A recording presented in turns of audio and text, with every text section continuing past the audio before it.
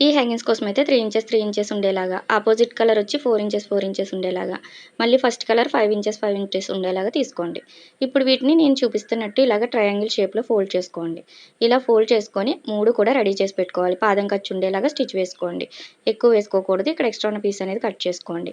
ఇప్పుడు ఒకటి ఇటు సైడ్‌కి, ఈ ఓపెన్ అనేది ఇంకొకటి అటు సైడ్‌కి ఇలా ఉండేలా పెట్టుకోవడం వల్ల మనకి ఒకే లెవెల్‌లో వస్తాయి నీట్‌గా. ఒకటి ఇటు సైడ్‌కి మొత్తం ఇలా పెట్టుకొని 3 కూడా పాదం ఖర్చు ఉండేలాగా ఇలా కలిపి కుట్టేసుకోండి.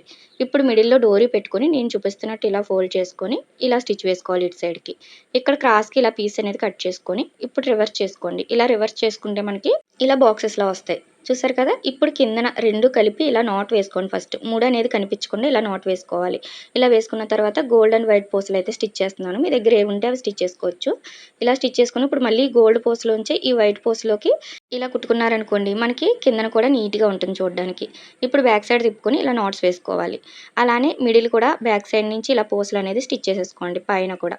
ఇలా రెడీ అయిపోతుంది. చూసారా? ఫైనల్‌గా లుక్ అయితే ఎంత బాగుందో నాకైతే చాలా నచ్చినియి. మీకెలా అనిపించినాయో కూడా కామెంట్ చేయండి. ఇలాంటి మోడల్స్ మన ఛానల్‌లో ప్లేలిస్ట్‌లో చాలానే ఉన్నాయి. చెక్ చేయండి. నచ్చితే లైక్